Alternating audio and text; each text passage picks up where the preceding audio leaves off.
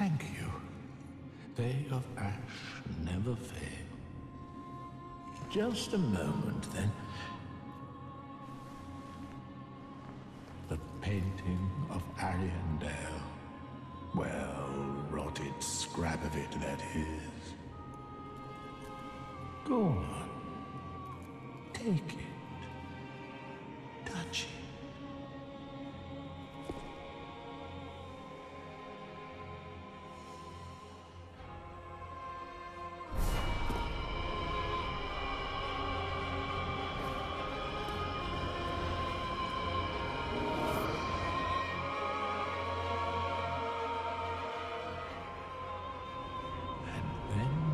The ashes were too.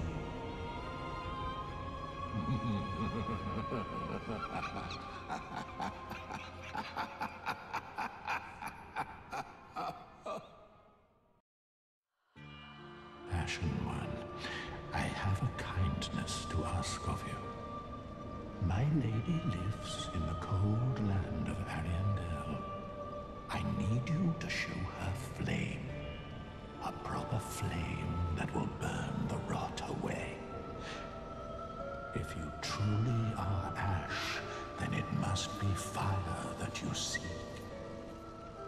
The man that pulls us into the DLC goes by the name of Gale, and we know that from his armor he's a slave knight. The cloth hood issued to the slave knights colored red to vibrantly signify their stature. Long ago, only the undead served as slave knights. Warriors used as fodder in the bleakest of battles. The fine craftsmanship made this a symbol of honor.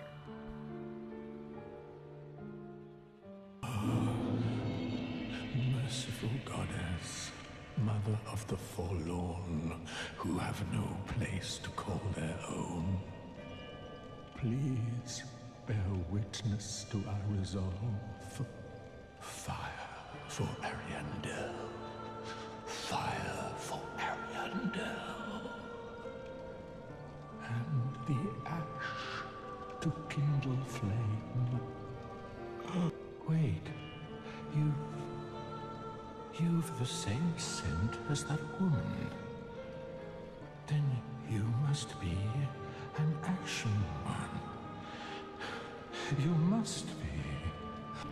We're tasked with entering the painted world and kindling the fire to burn the rot away.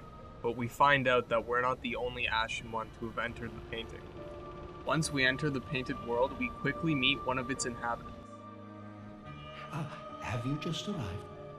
How very unusual. Just how long has it been? Rejoice, my new friend. For this is a true haven of the forlorn, the cold and gentle painted world of Ariandel. Quick, go along. Find one for yourself. A sweetly rotting bed to lie upon. You're no exception. We've all seen terrible things. But you're safe now. Let it ease your burden. Ariandel will make a fine home for you.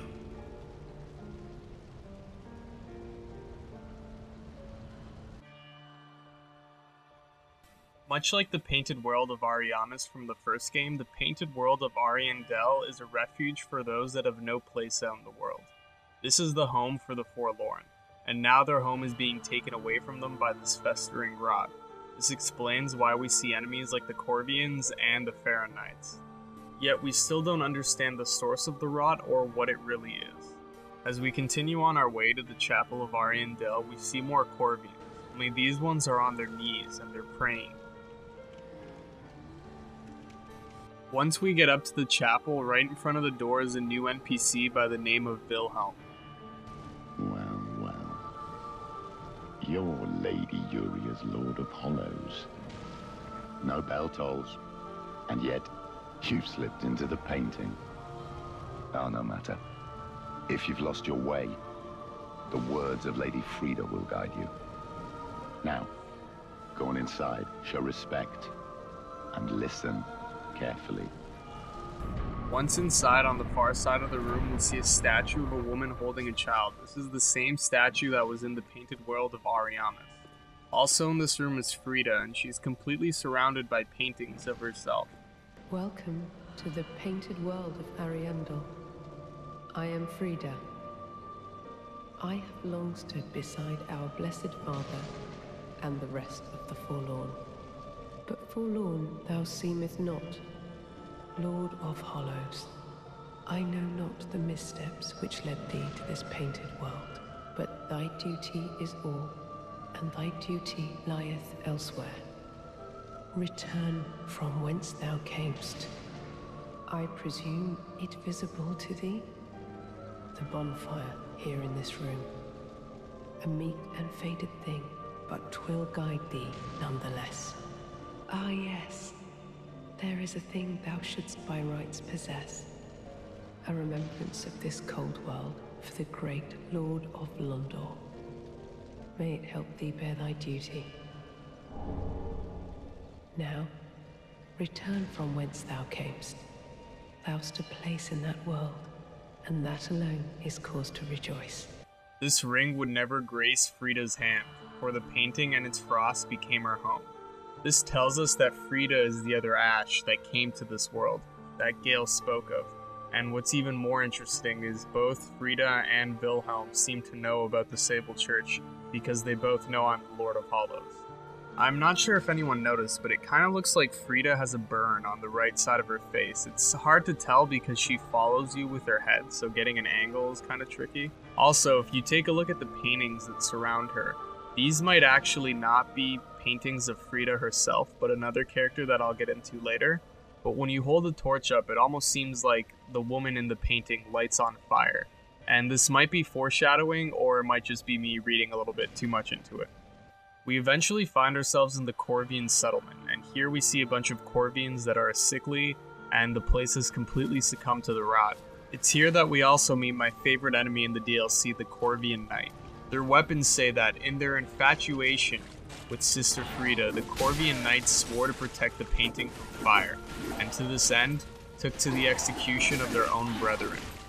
So these Corvian Knights, just like Wilhelm, are loyal to Sister Frida. By now it should be obvious that Frida has no intention of kindling the fire. She's completely content with letting the world succumb to the rot. Oh, well, there is nothing forlorn about you. You must be the other Ash, I suppose. Oh, finally, you have come. Oh, wondrous Ash, grant us our wish. Make the tales true, and burn this world away. My lady must see flame, and you have only to show her. You are Ash, are you not? Is it not fire that you seek? Surely you have seen the rot that afflicts our world, but that which fooled the good father and buried the flame, after we had all made up our minds too. So, please, grant us one wish. I am so terribly frightened of timidly rotting away like those fools on the outside. Finally, once we reach the archive, Wilhelm makes good on his promise. I've seen your kind, time and time again. Every fleeing man must be caught. Every secret must be unearthed. Such is the conceit of the self-proclaimed seeker of truth. But in the end, you lack the stomach for the agony that you'll bring upon yourself. Forgive me, my lady. I swore an oath, but I have failed you. Lady Elfrida. Wilhelm drops the Onyx Blade. Elfrida, the eldest among her sisters and leader of the Sable Church, bestowed the sword to her knight. Only the sword was a farewell gift, and acceptance signified the knight's resignation from Elfrida's service. The black helm of Wilhelm, Knight of Londor, and a nice fit for any lean hollow. This hollow knight, who served the three sisters who founded the Sable Church, was particularly loyal to the eldest, and was known as a cold-blooded hangman. The key to the contraption leading to the attic of the archive found on the edge of the Cordeen Settlement. After Sir Wilhelm led the white-haired woman to the attic of the library, he kept the key as if it were his life. I believe I feel the scent of ash upon thee. Thou art the one of whom Uncle Gale spoke. The one to show me flame. 'Tis good. When this is done, may I return. The door is open thanks to thee. This is the person that we're supposed to show fire, and I think From intentionally didn't give her a name because they plan on expanding on her character in the coming DLCs. So one thing I'm kind of proud of, because no one else seems to be talking about it, is this statue here of this woman holding her arm out. And it's not just one or two of these statues found in the archive, but there's actually around a dozen of them, and every single one of them is actually missing its head. Some of these statues look like they've been cut down by a bladed weapon, like a sword. I think a lot of people would think Wilhelm is the obvious culprit, but I think there's a much better answer that we'll get into later. Right outside the archive where the fair lady is kept in the forest, there's actually a bell of awakening that's just left out here. And if you remember, Wilhelm actually mentions that no bell tolls, and I believe that was left out here in hopes of trying to stop another Ash from entering the Painted World. And if you look at the Chapel of Arendelle, there actually is a bell tower up there. As for how they managed to get the bell all the way out here, I have no idea. And there's even a blood stain on it, fun fact. Finally, we make it to the rot-infested basement of the Chapel of Ariandel. After using this contraption, we open a secret passage in the room above. If you pay close attention to this cutscene, you'll actually see the statue from the original Painted World is actually missing its head. Which brings me to who I believe the culprit is for decapitating all these statues. Lady Frida. Ordained dress, garb of Frida, sister of the Painted World. A light blue dress sewn with a thick fabric. After renouncing everything, Frida discovered a people that she wished to protect and assumed the precise form that they yearned for. Ordained trousers, garb of Frida, sister of the Painted World. Hidden beneath her light blue dress are the trousers of a swordsman. An offer to protect implies the eventual wielding of a blade and spilling of blood, as Frida learned during the establishment of the Sable Church.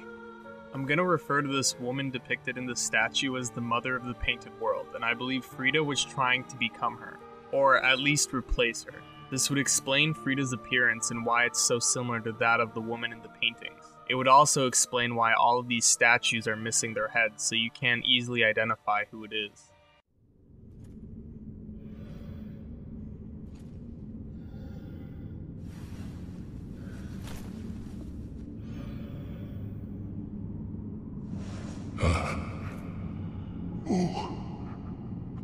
Bring Frida to me, please. Canst thou not see the flame flickering once again? Soon will it surge. I can see it, feel it.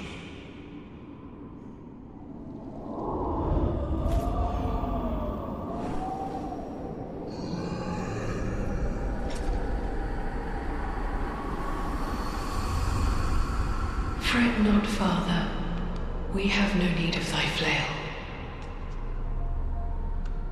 'Tis only the flame quivering at misguided ash. Please avert thine eyes.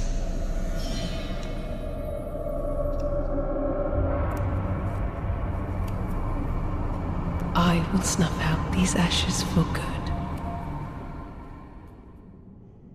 This is Father Ariandel, and he's clutching what appears to be a Lord vessel, and you'll also notice that he's been tied to his chair and bolted to the ground, presumably by Frida. The flail he mentions is the Rose of Ariandel, a flail used by the bulbous father of the Painted World to shed his own skin, producing blood to appease the flame. Ariandel, being the restorer of the Painted World, knew that it was painted with blood, and only blood could protect the secret.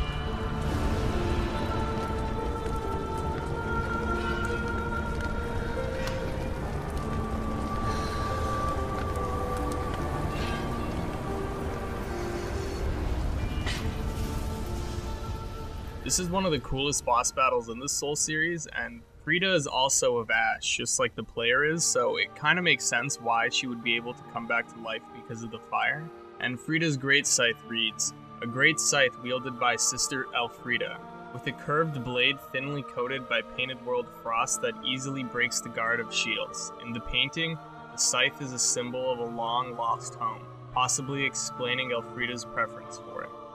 Finally, after beating Phase 2, this happened.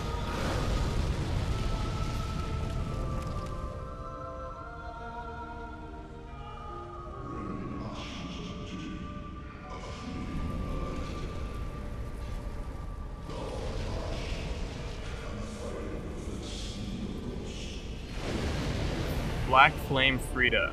Now, as to what this actually means, that's entirely up to you. I'm quite confused about it myself. What we do know from the spell Black Flame is that pyromancy discovered by Grave Wardens after High Lord Walnir fell to the Abyss. Black Flame born from the Abyss bears no shadow. They are said to be the impenetrable fires of humanity. What I was thinking this means is maybe the three sisters that discovered the Sable Church might each be fragments of Manus, but I have absolutely no evidence to support that or anything, so. All we know for sure is that somehow Frida is connected to the Abyss in some way or shape or form. Once we defeat Frida, we get her soul, and it reads, "Frida was the first ash to enter the painting, but together with the good father they chose rot over fire." At the back of the room, we see this really bizarre thing. At first I thought it was a corpse, but looking at it now, it looks more like a doll made to look like a corpse, maybe. The head is actually the head of a statue, and the bottom part of it is made to look like a snake, but the skin is peeling away, and you can actually see that it's wooden logs stuffed inside to give it shape. And I was thinking this might be how Frida diminished the image, at least, of the previous mother of the painted world. Before the bag on top of its head and the snake skin on the tail wore probably with time, it probably made for a pretty convincing body, but again, this is all just speculation. I have no idea what this actually is. But my best guess is Frida trying to convince the good father that the previous mother is dead. When the world rots, we set it afire for the sake of the next world. It's the one thing we do right, unlike those fools on the outside. So much like the actual world, the paintings themselves go through cycles where they progressively get more and more rotten until they're burned away for the sake of the next painting. Fun little side note, in the arena itself there are more decapitated statues along the walls, and much more importantly, thank you to Vadi for pointing this out, there is actually, in the first phase of the fight, there is a glass mural on the wall of these two dark figures bending over and picking up, I'm gonna say they're snakes, because there's the snake imagery that we see on the doors and on the body. I've heard some people say that this is the Sisters of Londor. I don't know if I completely agree with that. Try and stay with me here, things are gonna get a little crazy. I believe the snake represents the young lady that was trapped in the archive that coincidentally is also the painter of this new world. You'll notice if you look carefully, her skin isn't just pale, it's actually completely white, and she has scales. Her eyes are also inhuman, they're red and they're cat-like, and immediately when I saw this, I thought of Priscilla. Now, as far as actual evidence goes to proves that her and Priscilla are related, I don't have any besides they're both dragon-like and in the painted world. But a character that's easily forgotten is Company Captain Yorshka. She's the Blade of the Dark Moon Covenant leader. She too is part dragon, and what I thought is, could these two characters not be what the mural with the two white snakes is referencing? The figure on the left could be Yuria, ready to kill the half-dragon, while on the right it could be Freya, who's trying to manipulate and control her. Speaking of Yuria, there's some interesting dialogue with her after you beat the DLC. Might that soul be... Nay, never mind. It belongs to a woman from Londor. To provide succor for the Lord of Hollows surely would bring her much honor. In return, thou needst only do her a small kindness. Remember those who stayed by her to the end, in the shadows cast by fire. If the Sisters of Londor are fragments of Manus, then the White Snake would be kind of how Dusk was in the first game. But before this video gets too long, let's move on. My audio screwed up for this next part, so I'll just have to read what the young lady says. Those who aren't kin to fire cannot paint a world. Those absorbed by fire must not paint a world. Don't worry, I haven't forgotten, Mother. I believe this points to the woman that I call the mother of the painting is actually the maternal mother of this girl. Finally, the DLC ends with a hint at what's to come next. I can hear the fire crackle, and soon I will see it. My thanks, Ashen One. I will finish the painting of a cold, dark, and very gentle place, so that it might make a home for someone, someday. Soon, Uncle Gale will bring me the pigment.